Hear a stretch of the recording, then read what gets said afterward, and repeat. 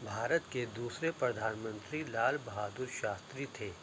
वह 9 जून 1964 से 11 जनवरी 1966 तक भारत के प्रधानमंत्री रहे। वह भारतीय स्वतंत्रता संग्राम के एक प्रमुख नेता थे और उन्होंने भारत के विदेश मंत्री के रूप में भी कार्य किया। शास्त्री जी का जन्म 2 अक्टूबर 1904 को उत्तर प्रदेश के मुगलसराय में हुआ था। उन्होंने काशी विद्यापीठ से कानून की डिग्री प्राप्त की और भारतीय राष्ट्रीय कांग्रेस में शामिल हो गए। उन्होंने भारत के स्वतंत्रता आंदोलन में सक्रिय रूप से भाग लिया और कई बार जेल गए। स्वतंत्रता के बाद शास्त्री जी को भारत के विदेश मंत्री के रूप में नियुक्त किया गया। उन्होंने इस पद पर रहते हुए भारत की विदेश नीति को मजबूत करने में महत्वपूर्ण भूमिका निभाई। उन्होंने चीन और पाकिस्तान के साथ संबंधों में सुधार के लिए भी काम किया।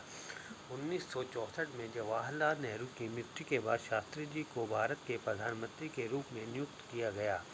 उन्होंने अपने कार्यकाल के दौरान कई महत्वपूर्ण कदम उठाए, जिनमें शामिल हैं भारत पाकिस्तान युद्ध के बाद ताशकंद समझौते पर हस्ताक्षर करना, जय जवान जय किसान का नारा देना, गरीबों और किसानों के लिए कल्याणकारी योजनाओं को लागू करना।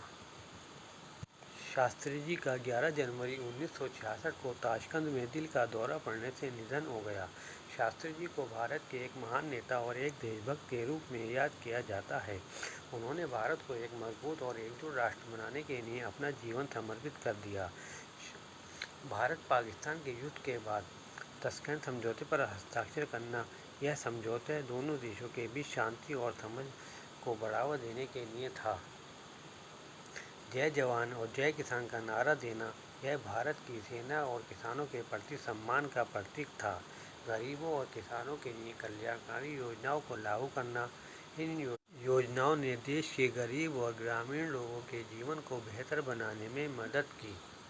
शास्त्री जी की मृत्यु भारत के लिए एक बड़ी क्षति थी। उन्होंने एक ऐसे समय में भारत का नेतृत्व किया जब देश कई चुनौतियों का सामना कर रहा था। उन्होंने अपनी दूरदर्शिता और दृढ़ संकल्प से भारत को एक मजबूत और एकजुट